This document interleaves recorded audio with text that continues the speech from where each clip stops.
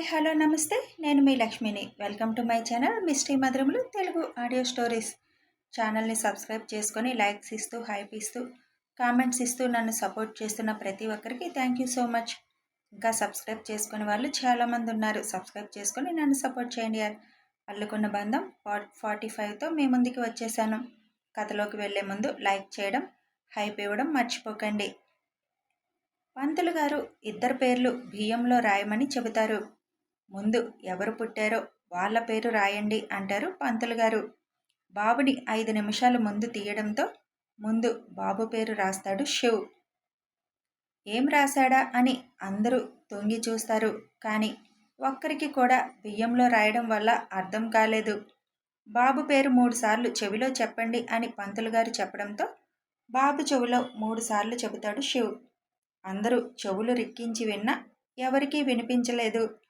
బావా, ఇది too much, మాకు చెప్పు అంటాడు కిరణ్. వెయిట్ చేయి, ఇద్దరు పేర్లు ఒకేసారి చెబుతాను అని అంటాడు శివ్.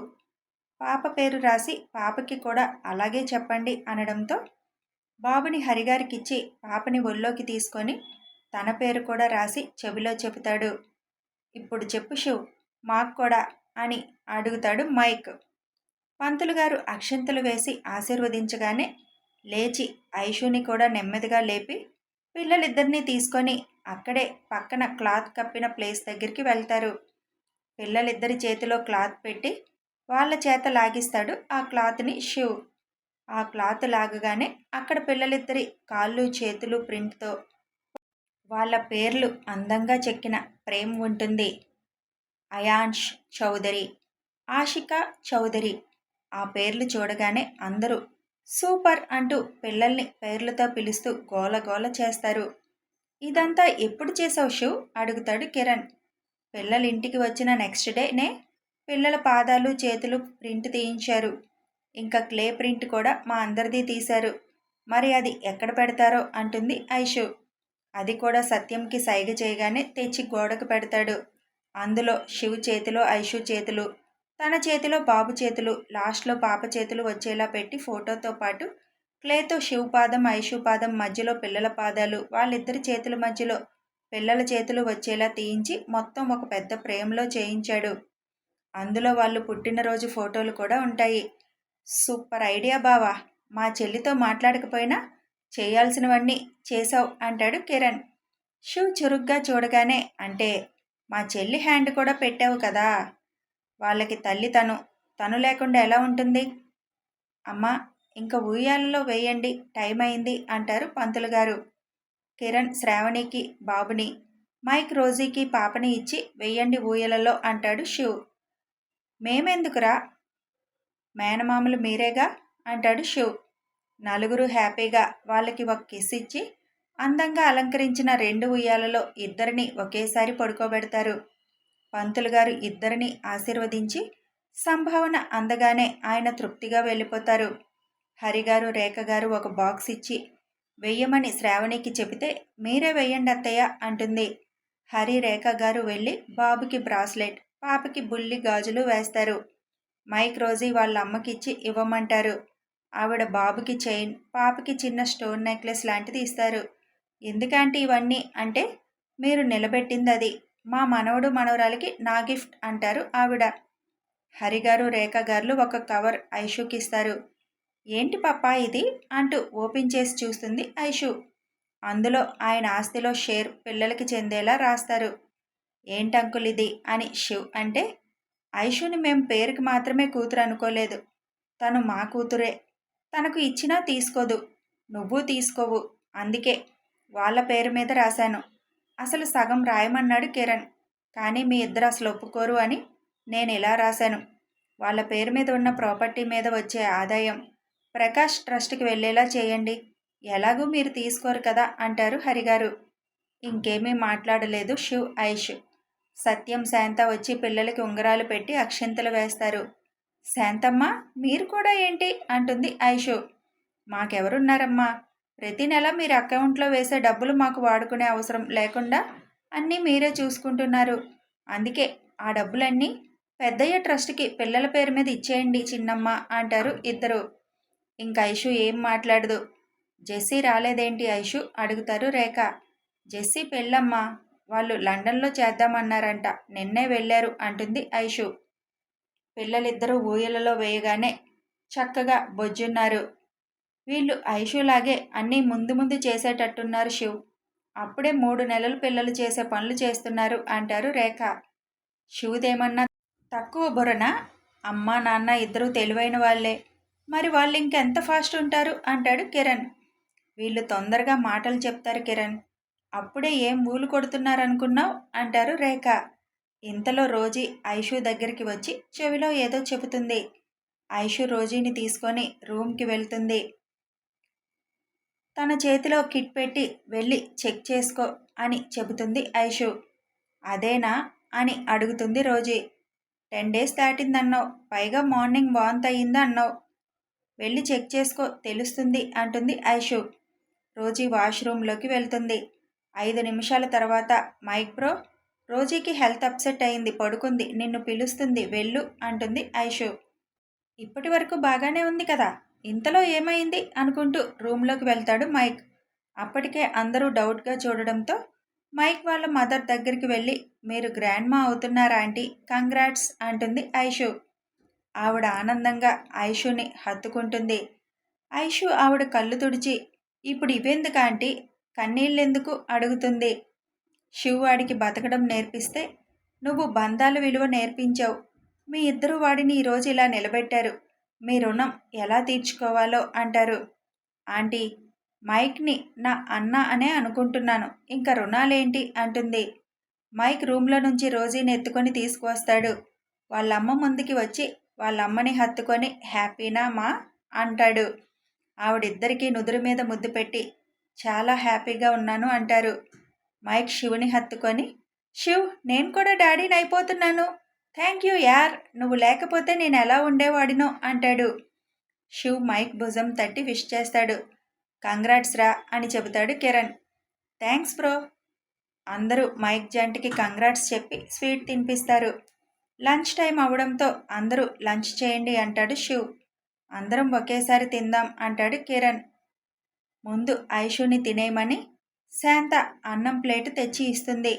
ఐషు తినగానే తను పిల్లల దగ్గర ఉండడంతో బయట ఉన్న సెక్యూరిటీని కూడా పిలిచి మీరు తినేయండి అని చెప్పి అందరూ లంచ్ ఫినిష్ చేస్తారు.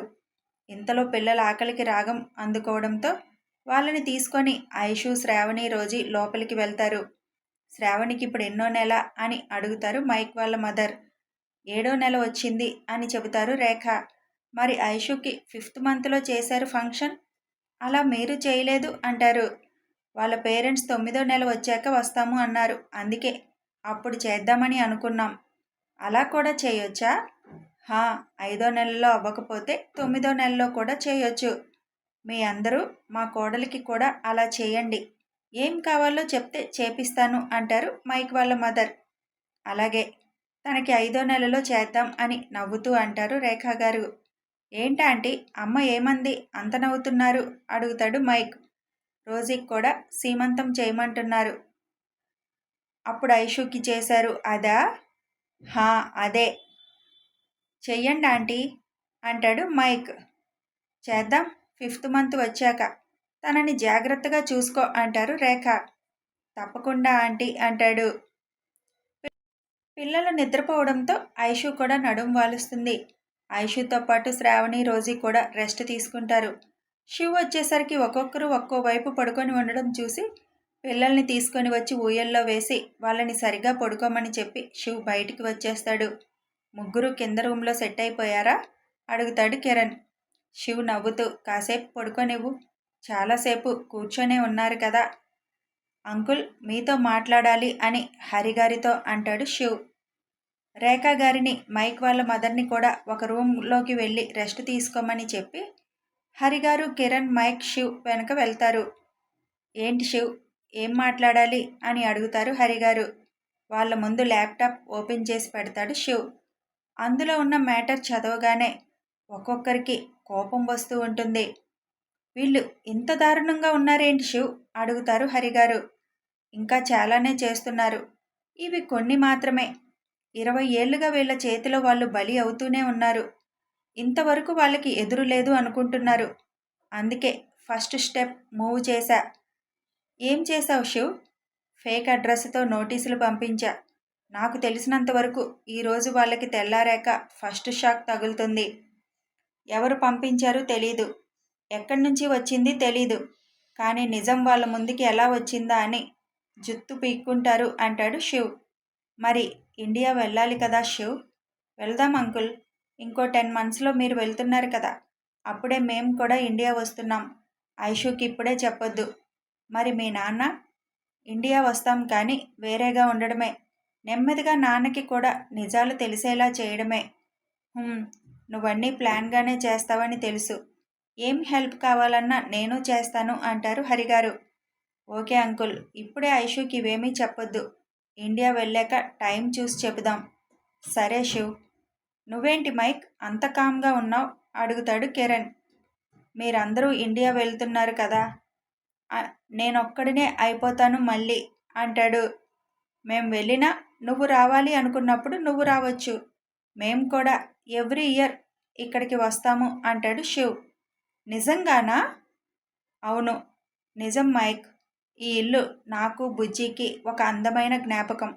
అన్ని ఆనందాలు ఇక్కడే కదా, ప్రతి సంవత్సరం వచ్చి వెళతాం. అలా అయితే ఓకే అంటాడు మైక్. నువ్విప్పుడు తండ్రి అవుతున్నావు, బాధ్యత పెరుగుతుంది, జాగ్రత్తగా ఉండాలి. అలాగే శివ్ అంటాడు మైక్. అయినా ఇంకా 10 నెలలుంది. నువ్వు ఇప్పటి నుంచే బెంగపడకు మైక్. నీ కొడుకో కూతురో పుట్టాక మేం వెళ్ళేది, అప్పుడు మీకు వాళ్ళే లోకం అవుతారు అంటాడు కిరణ్. శివ్, ఇండియా వెళ్ళాక అంకుల్ వాళ్ళకి దూరంగా ఉండాలి అంటే ఐషు ఊరుకుంటుందా?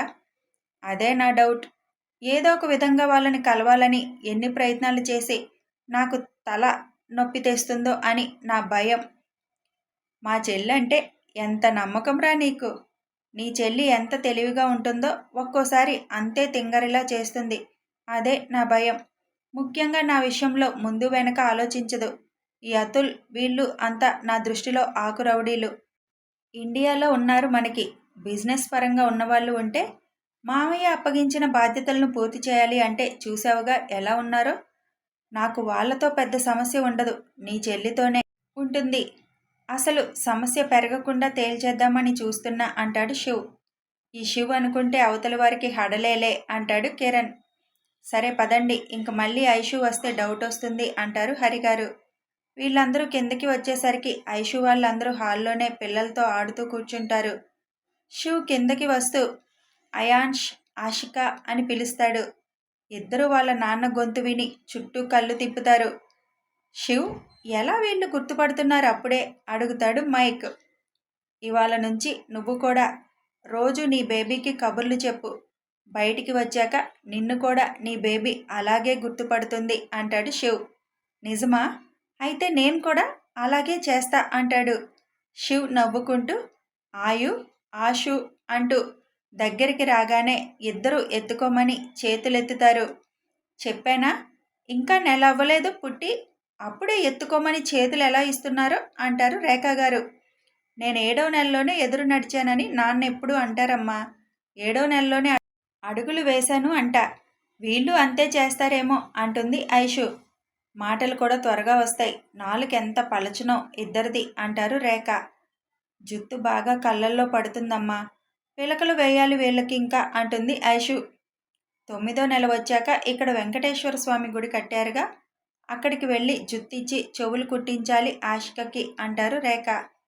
వీళ్ళ మాటలు విని అప్పుడే అక్కడ దాకా వెళ్ళారా మీరు అని హరిగారు అంటారు నవ్వుతూ. శాంత అందరికీ పనివాళ్ల సాయంతో స్నాక్స్ టీలు ఇస్తుంది. ఇంక మేం బయలుదేరతాం శివ్ అంటారు హరిగారు. ఎందుకు పాప, ఇవాళ ఇక్కడే ఉండండి అంటుంది ఐషు. మేము ఉంటే నువ్వు ఇలాగే కూర్చొని ఉంటావు రెస్ట్ లేకుండా. అయినా నాకు హాస్పిటల్కి వెళ్ళే పనుందిరా, ఇవాళ సర్జరీ ఉంది నైట్ అంటారు. నేను కూడా ఇంక వెళ్తాను ఐషు, మళ్ళీ ఉదయం వస్తానులే అంటారు రేఖ. వదినికి ఇప్పుడు నీ అవసరం ఉంది మా, ఇక్కడ శాంతమ్మ ఉందిగా, నువ్వు హడావుడి పడి రాకు, వదిన్ని చూసుకో జాగ్రత్తగా. అయినా వాళ్ళ నాన్నుంటే వాళ్ళకి మనం కనిపించం, చూడు ఎలా అతుక్కున్నారో అంటుంది ఐషు. ఇద్దరూ నిజంగానే శివ్కి చెరోవైపు చెస్ట్ మీద అతుక్కొని పడుకుంటారు. అది చూసి అందరూ నవ్వుకుంటారు. శాంత, రాత్రికి నలుగురికి దిష్టి తీయడం మర్చిపోకు చెబుతారు రేఖ. అలాగేనమ్మా, తీస్తాను. శివ్, మేం కూడా స్టార్ట్ అవుతాం అని మైక్ వాళ్ళు బయలుదేరతారు. అందరికీ బట్టలు పెడుతుంది ఐషు. ఎందుకురా ఇవి ఇప్పుడు అని అడుగుతారు హరిగారు. మీ అల్లుడు తెచ్చారు, నాదేమీ లేదు. మీరేం అడగాలన్నా ఆయన్నే అడగండి అంటుంది ఐషు. సరే, నువ్వప్పుడే ఇష్టం వచ్చినట్టు తిరిగి శివ్కి కోపం తెప్పించుకో. కుదురుగా ఉండు. అసలే ఇవాళే కరుణించాడు అని కిరణ్ నెమ్మదిగా అంటాడు ఐషుతో. అమ్మో, ఇంక కన్నాకి కోపం తెప్పించే పనులు అసలు చేయను.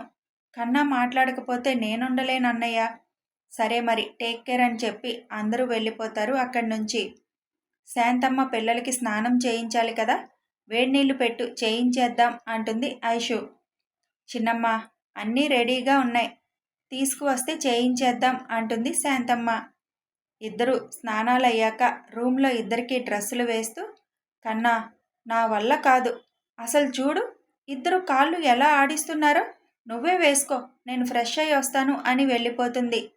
ఏంటి బంగారాలు, అమ్మతో బుద్ధిగా వేయించుకోవాలి కదా, అలా అల్లరి చేయొచ్చా అంటూ మాటలు చెబుతూ వాళ్ళకి బట్టలు వేస్తాడు శివ్.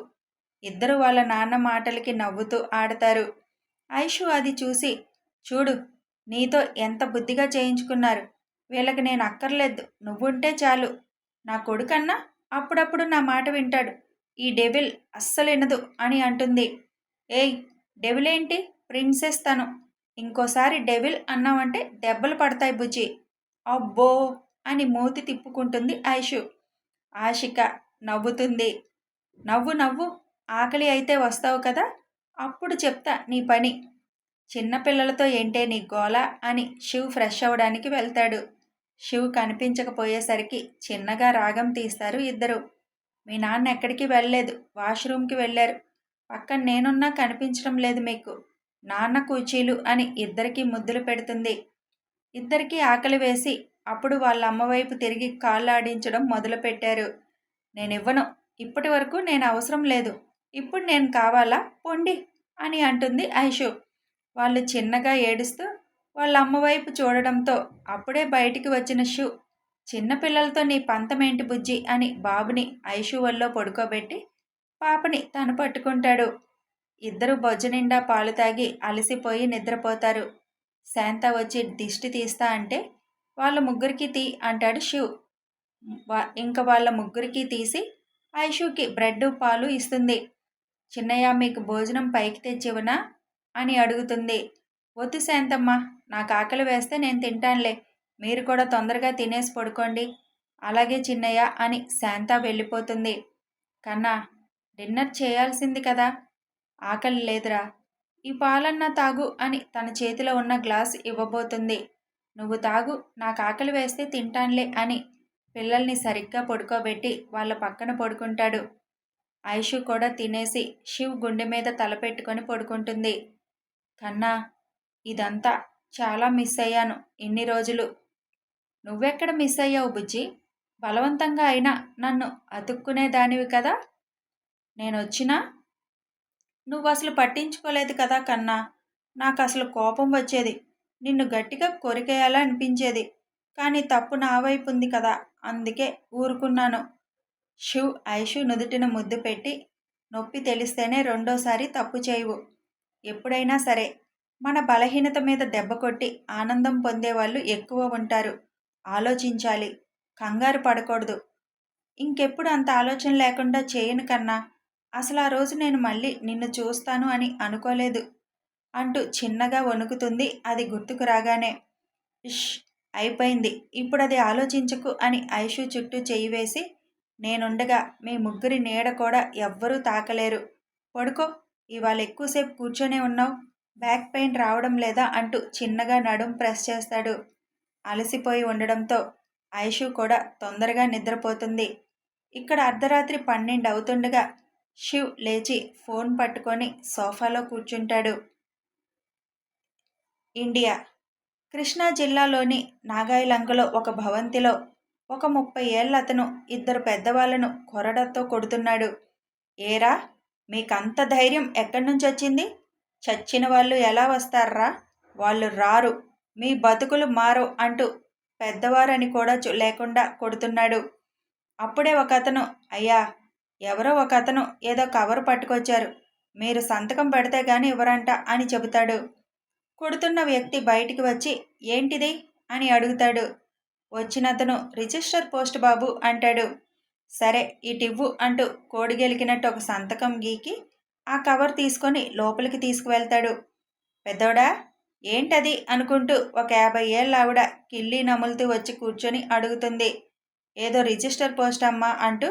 చిన్నోడిని పిలు, ఇది ఇంగ్లీష్లో ఉంది అంటాడు. అరే రంగా, వెళ్ళి చిన్నబాబుని పిలు అంటుంది ఆమె. అతను వెళ్ళి చెప్పగానే 28 ఏళ్ల అబ్బాయి వచ్చి ఎందుకు నన్ను పిలిచారు అని విసుగ్గా అడుగుతాడు. ఇదేంటో చూడరా అని ఆ కవర్ ఇస్తాడు. అది తీసి చదవగానే అతని పెదాలపై నవ్వు వస్తుంది. ఏంట్రా నవ్వుతున్నావు, ఏముంది అందులో అని అడుగుతుంది. ప్రకాష్ మావయ్య పంపించాడు. తొందరలోనే తను ఇక్కడికి వస్తున్నాడంట. మర్యాదగా తనకి రావాల్సిన ఆస్తి మొత్తం లెక్కలతో సహా అప్పచెప్పాలి అని, తన కూతురికి చెందాల్సిన అన్ని హక్కులు అందివ్వడానికి రెడీగా ఉండమని నోటీసులు పంపించాడు. అది వినగానే పెద్దవాడు హాల్లో ఉన్న వస్తువులు ఎత్తివేస్తూ, వాడు చచ్చాడు అన్నావు అని వాళ్ళమ్మని అడుగుతాడు కోపంగా. ఆ రోజు భార్యతో పాటు వాడు కూడా చచ్చినాడు కదా, ఆ పిల్ల కూడా చచ్చింది, శవాలు నేనే కదా దహనం చేసింది అంటుంది ఆమె. ఏదో జరిగింది, వాడు బతికే ఉన్నాడు, కూతురికి 25 ఏళ్ళు రాగానే రాబోతున్నాడు అని పిచ్చిగా అరుస్తున్నాడు. అది ఎక్కడి నుంచి వచ్చింది చిన్నోడా? తెలీదు, ఎక్కడి నుండి అనేది అడ్రస్సే లేదు, కానీ ఫారిన్ నుంచి వచ్చింది. అంటే విదేశాల నుంచి వచ్చిందా? హా, అక్కడే ఇందాక దెబ్బలు తిన్నవాళ్ళు. ప్రకాష్ బాబు బతికే ఉన్నారు, అయితే మాకు మంచి రోజులు వస్తాయి అనుకుంటూ బయటికి పరిగెత్తారు. ప్రకాష్ బాబు బతికే ఉన్నారు, తొందరలో వస్తున్నారు అంట అని అరుస్తూ వెళ్తారు వాళ్ళు. వాడు వస్తున్నాడు అనగానే వీళ్ళకి ధైర్యం వచ్చేసింది. ఒక్క పని కూడా సరిగా చేయవా నువ్వు అని తల్లిని తిడుతుంటాడు పెద్దోడు. అన్నయ్య, అతను మన మామయ్య, వాడు వీడు అంటావేంటి? అయినా ఇది మామయ్యకి చెందాలి న్యాయంగా. ఇన్నాళ్ళు మీకు నచ్చినట్టు అందరినీ భయపెట్టి ఎన్ని దారుణాలు చేశారు. ఇప్పుడు మామయ్య వస్తే ఈ ఊరికి ప్రజలకి సుఖం దొరుకుతుంది అంటాడు. రేయ్ అని పెద్దవాడు అతని గొంతు పట్టుకోబోతుంటే ఆ చెయ్యి విసిరికొట్టి, నీ ప్రతాపం ఊరి మీద చూపించు, నా మీద కాదు, నేను కూడా కొట్టగలను అంటాడు చిన్నోడు. ఆకాష్, నువ్వు లోపలికి వెళ్ళు అంటుంది తల్లి. మీరు మారరు అనుకుంటూ వెళ్ళిపోతాడు అక్కడి నుంచి. నరేన్ వస్తే ఏం పీకుతాడ్రా, కూతుర్ని తీసుకొస్తున్నాడు, దానిని నీ చేతిలో నలిపితే కూతురు దానితో పాటు ఆస్తి నీకొస్తుంది. వాడు కుక్కలాగా మన దగ్గర పడి ఉంటాడు. ఇదంతా లైవ్ చూస్తున్న శివ్ పిడికిలి బిగుస్తుంది. దానికి పెళ్ళైపోయి ఉంటే వాణ్ణి చంపి నువ్వు తాలి కట్టు అంటుంది. విదేశంలో అపురూపంగా పెంచుంటాడు, పెళ్ళై ఉంటే ఏ సాఫ్ట్వేర్ గాడినో ఇచ్చి చేసి ఉంటాడు, వాడు నీ ముందు నిలబడగలడా అంటుంది. నరేన్ గట్టిగా నవ్వుతూ, రానివ్వు, శత్రుశేషం లేకుండా పూడ్చేద్దాం. వాడి కూతుర్ని వాడి ముందే నా చేతులతో నలుపుతుంటే వాడి ఫీలింగ్స్ చూడాలి అంటూ నవ్వుతాడు. శివ్ వీడియో కట్ చేసి జాగ్రత్తగా ఉండండి అని మెసేజ్ పెట్టి ఫోన్ పట్టుకొని తిప్పుతూ, నా బుజ్జి చిటికెన వేలు కూడా మీరు టచ్ చేయలేరురా. ఐషు పక్కన కూర్చొని తనని చూడాలి అన్న వణికిపోయేలా చేస్తాను, అందరినీ తన కాళ్ళ దగ్గర పడేలా చేస్తాను. ఆట ఇప్పుడే మొదలుపెట్టాను, ముందు మిమ్మల్ని మీరు ఎలా కాపాడుకోవాలో ఆలోచించేలా చేస్తాను. మరో వారంలో మరో షాక్ ఇస్తాను, జస్ట్ వెయిట్ అండ్ వాచ్. కథ కొనసాగుతుంది. మరి ప్రకాష్ గారు ఏం పని అప్పగించారు, అది శివ ఎలా చేయబోతున్నాడో తెలియాలి అంటే ఫాలో అయిపోండి, సబ్స్క్రైబ్ చేసుకోండి, లైక్ చేయండి, షేర్ చేయండి. Thanks for watching and listening.